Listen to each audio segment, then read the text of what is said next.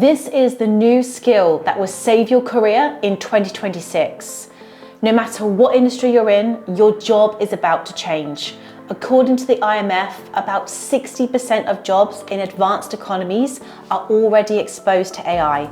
And it's not just data entry or customer service. It's across marketing, finance, HR, software engineering, healthcare, and even leadership roles. The facts are, the skill set that got you here won't get you through 2026.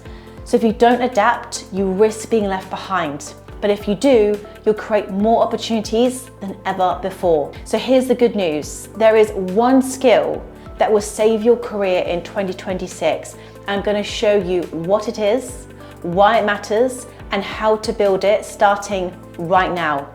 Those that don't learn this are at serious risk of falling behind. I'm Georgie Hubbard and I'm the author of The Bold Move, and I've spent over a decade in recruitment, building my own agency and speaking with hiring managers every single week about what they're really looking for. And I can tell you, it's not what you think.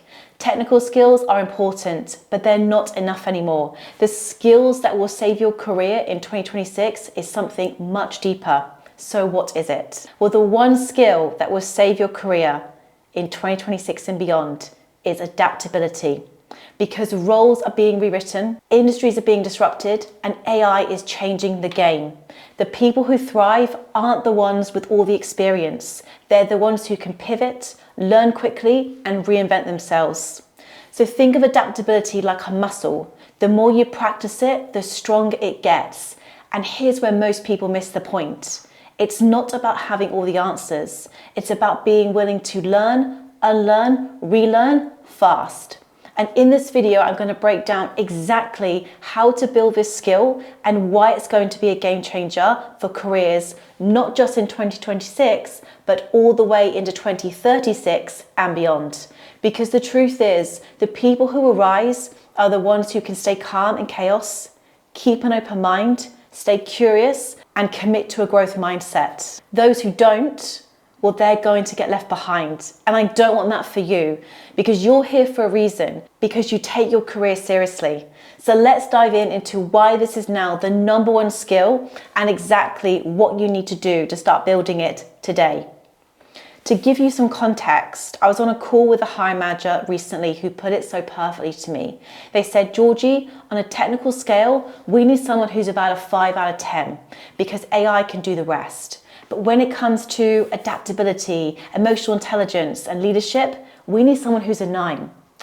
That's the shift that's happening right now. Change is the only constant, and it's coming for every industry, every role, and every business. Even in my own recruitment agency, I ask myself daily, how do I stay relevant? How do I make sure I'm ready for what's coming? I'm telling my coaching clients and candidates that adaptability beats technical skills because technical knowledge expires. Tools, software, and processes, AI is rewriting them faster than any of us can keep up. But adaptability never expires. In my own life, every single week I carve out time to research new tools and test how I can apply them in my business. I aim to implement just one new thing a month, not because I love disruption, but because I want to stay ahead of the curve. And while most people freeze or play scared, adaptability keeps me moving forward. This is what adaptability looks like. It's staying open-minded, it's staying curious, and it's giving yourself grace to learn and being willing to pivot when things shift. It's not about being the smartest person in the room, it's about being the most open to change. And that's why adaptability beats technical skills every time. Because when you're adaptable, you always find your footing, no matter how fast the world changes. So how do you actually build adaptability? Well, let me break it down into simple, powerful steps that you can start using today. Here are the 6 steps that I would take to build adaptability, and these are the steps I use in my own life today. So step number 1, get uncomfortable on purpose. Adaptability, as I said, is like a muscle. It grows under pressure. Each week, put yourself in one new situation, learn a new AI tool, volunteer for a project that you don't feel 100% ready for, present an idea before it's perfect. This is how you train yourself to stay calm in chaos instead of freezing. Step number 2, learn faster. Pick one new skill a month to practice, not 10, not 20, just one. It could be your communication, it could be coding, or even a trend in your industry. And here is the key. Don't just read about it, test yourself.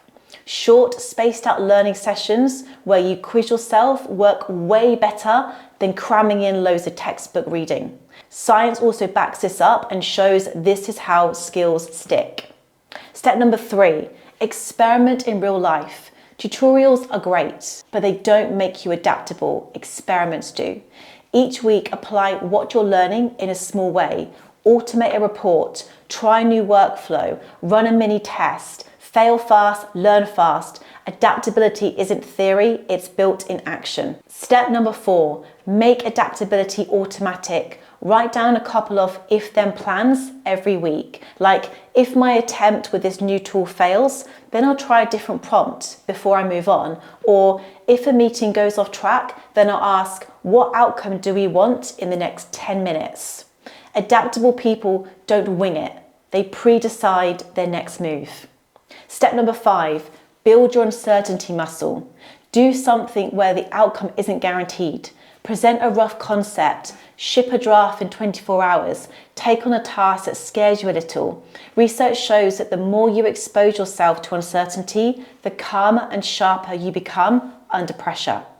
Step number 6, reflect and reset. End your week with a 10-minute check-in. What did I try? What surprised me? What would I repeat or stop? Reflection is what locks in the lesson and makes sure you keep getting better. And a bonus step that is really important is this. Create a monthly adaptation cycle. Each month, pick one new tool or method that could speed up your work. Pilot it, test it, and decide if you'll keep it or kill it.